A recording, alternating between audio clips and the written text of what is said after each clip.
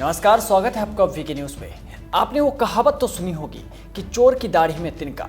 तिनके तक तो ठीक था, पर अनिल देशमुख के मामले में तो दाढ़ी में पूरा का पूरा पेड़ नजर आ रहा है।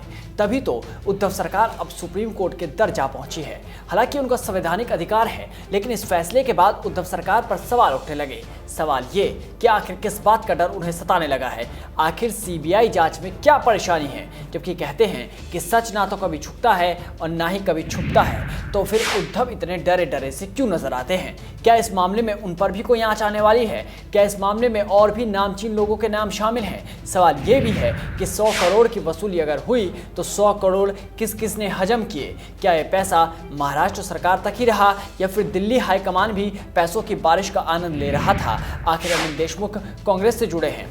इन सभी सवालों का जवाब शायद सीबीआई जांच पूरी होने के बाद ही पता चल पाए, लेकिन उससे पहले उद्धव का डर चीख चीख कर बता रहा है कि दाल में कुछ काला नहीं है, बल्कि पूरी की पूरी दाल ही यहां काली नजर आती है। बता दें कि मुंबई पुलिस के पूर्व प्रमुख परमवीर सिंह ने अनिल देशमुख पर भ्रष्टाचार के आरोप लगाए थे, जिस पर अदालत ने सीबीआई जांच का आदेश दिया। हाईकोर्ट के आदेश के बाद अनिल देशमुख ने सोमवार को गृह मंत्री के पद से इस्तीफा दे दिया, ये कहकर कि ये नैतिकता के आधार पर है। लेकिन ये इस्तीफा दबाव में दिया गया या इसके पीछे भी कोई राज है, यह अभी तक समझ नहीं आया।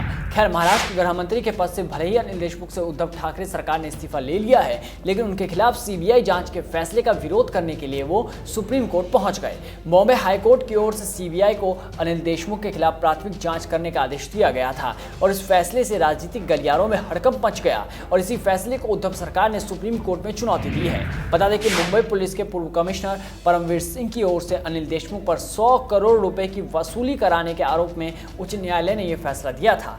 एक तरफ जहां उद्धव सुप्रीम कोर्ट का रुख कर रहे हैं, तो दूसरी तरफ अनिल देशमुख पर वसूली का आरोप लगाने वाले मुंबई पुलिस के पूर्व कमिश्नर ने भी सुप्रीम कोर्ट का रुख किया है और कैविएट दाखिल की है। उन्होंने अपनी अर्जी में महाराष्ट्र सरकार की याचिका पर कोई आदेश न देने की मांग की है, यानी कि अब दोनों ही सुप्रीम कोर्ट के दर पर है, तो निगाहें अब सुप्रीम कोर्ट की तरफ है।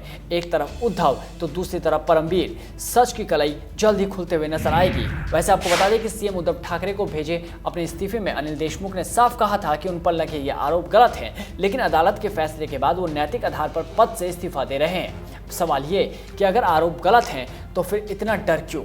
जबकि लोग कहते हैं कि एक चोर अपने आप को बेगुनाह साबित करने के लिए हमेशा ये कहता है कि वो चोर नहीं है, वो चीखता है, चिल्लाता है और तरह तरह के हथकंडे अपनाता है। फिर उसे कानून के कटघरे में खड़ा किया जाता है और सबूत मिलने पर उचित सजा भी मिलती है। तो सवाल ये कि उद्धव सरकार सीबीआई जांच के आदेश से इतना डरी हुई क्यों है, इतना परेशान क्यों है? खैर, इन सब सियासी हलचलों के बीच अनिल देशमुख की जगह पर गृह मंत्री बनाए गए दिलीप वलसे पाटिल ने भी पदभार संभाल लिया। मंगलवार को वो अपने दफ्तर पहुंचे और कार्यभार संभाला। पदभार संभालते ही उन्होंने अपनी पार्टी के सहयोगी अनिल देशमुख का पक्ष लेते हुए कहा कि हमारी सरकार उनके खिलाफ हाईकोर्ट के फैसले को सुप्रीम कोर्ट में चुनौती देगी। बता दें कि उच्च न्यायालय ने अनिल देशमुख के खिलाफ प्रारंभिक जाँच करने के सीबीआई को 15 दिनों का वक्त दिया है। तो अब देखना होगा कि 15 दिन के बाद क्या कुछ सामने आता है और सुप्रीम कोर्ट क्या फैसला लेने वाला है।